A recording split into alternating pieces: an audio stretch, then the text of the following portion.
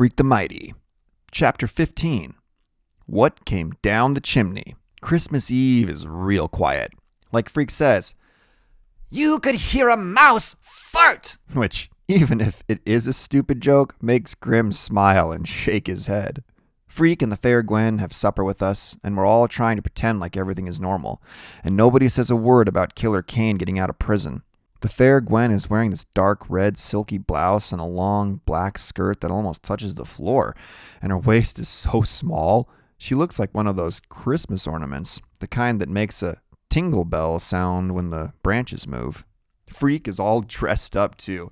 He's wearing this tweedy new suit jacket that has patches on the elbows, and Grim says all he needs is a pipe and he'll look like quite the professor. "No tobacco," Freak says. "Nicotine is a toxic waste of time." "Just the pipe," Grim insists. "You don't have to smoke it." "Don't get him started on bad habits," Graham says. "Maxwell, pass the mint sauce." Mint sauce is one of Graham's specialties, and you'd be amazed how it improves everything, which is why I've been keeping it close by. Anyhow, the food is the best, and you can't beat Graham for Christmas or Thanksgiving or birthdays, and we all eat until we're fit to bust, except the fair Gwen makes sure Freak doesn't eat too fast. "You'd think I was starving him," the fair Gwen says. "Please, sir, more gruel," he says, holding up his plate and making a funny face where his tongue sticks out sideways, and Graham laughs so hard she has a coughing fit, which makes us all shut up. After supper, we sit around like you do, admiring the tree and talking about how lucky we are not to be homeless. And Grim starts telling these old stories about when he was a kid and they got lumps of coal in their stockings. "If we were lucky, we got an apple core," he says, "or a few orange rinds." "Now, Arthur," Graham says, "you never got a lump of coal in your life." "You're right. We never even got a lump of coal. Can you imagine? My father couldn't afford coal, so he'd write the word coal on a piece of paper or put it in our stockings. We'd pretend it was a lump of coal. That's how poor we were." The fair Gwen is laughing to herself and shaking her head. Graham says, "How can you tell such lies on Christmas Eve?" "I'm telling tales, my dear, not lies. Lies are mean things, and tales are meant to entertain." And so we all sit there acting polite and listening to Grim make up stuff no one would ever in a million years believe. And all of us have a cup of hot chocolate and a piece of Russell Stover candy right out of the box. And then it's time to pass around a few of the presents.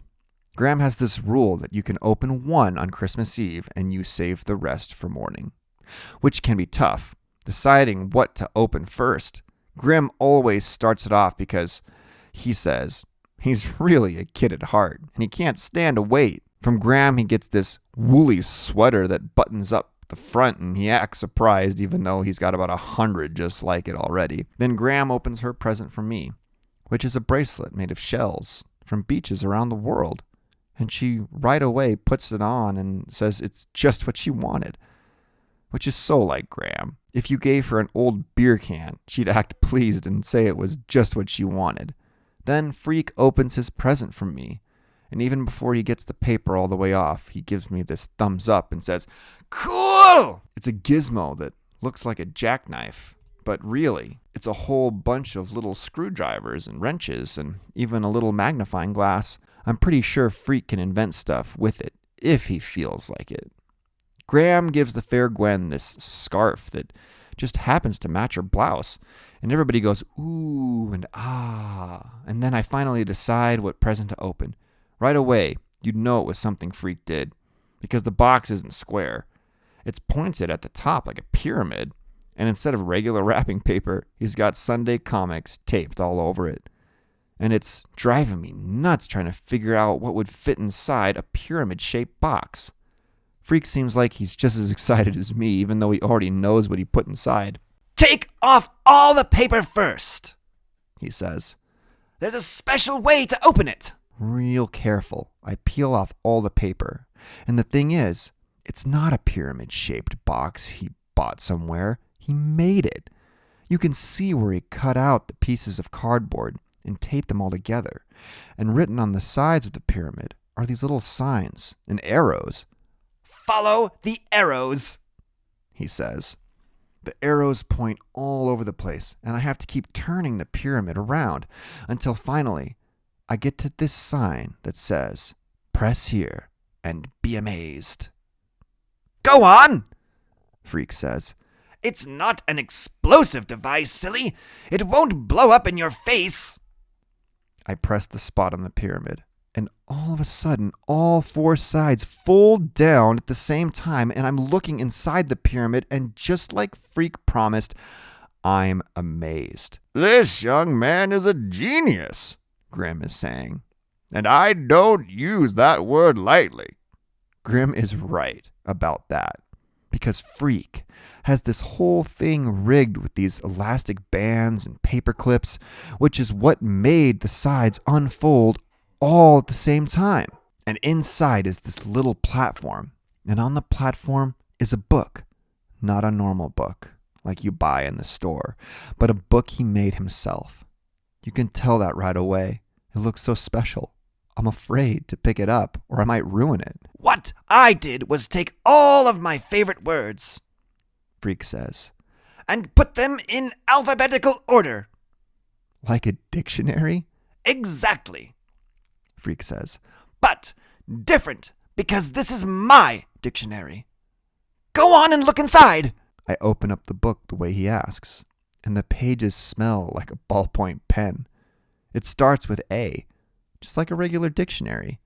But as Freak said, it's different. A. Aardvark. A silly-looking creature that eats ants. Arg! What the aardvark says when it eats ants. Abacus. A finger-powered computer. Abscissa. The horizontal truth. You don't have to read them all tonight. Freak says. Save some for tomorrow. I gotta tell you, though, you're gonna flip when you see what I did with the Z's. This is the best, getting Freak's dictionary. Everything else is extra. I figure it will take forever to fall asleep because my head is full of stuff. Grim and his written down lump of coal, the pyramid with the special book inside, and how fat, wet flakes of snow were falling when the fair Gwen towed Freak home in his American flyer wagon, and the way he was pretending to boss her by saying, On Donner, on Dasher, on Guinevere.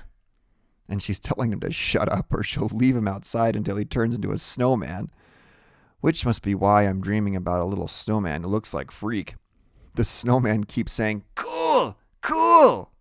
and when I wake up, I can feel the cold coming into my bedroom, which is weird because it's always warm in the down under. With the furnace right next door, I think I hear the wind right there in the room. Except it's not the wind. Someone breathing? Someone who rises up darker than night, as big as the room, and puts a giant hand on my face and presses down. Don't say a word, boy. He whispers. Not a sound. I try to move, try to shrink myself back into the bed, but the hand follows me down. The hand is so strong and strong I can't move, and it feels like my heart has stopped beating. It's waiting to see what will happen next. I came back, he says, like I promised.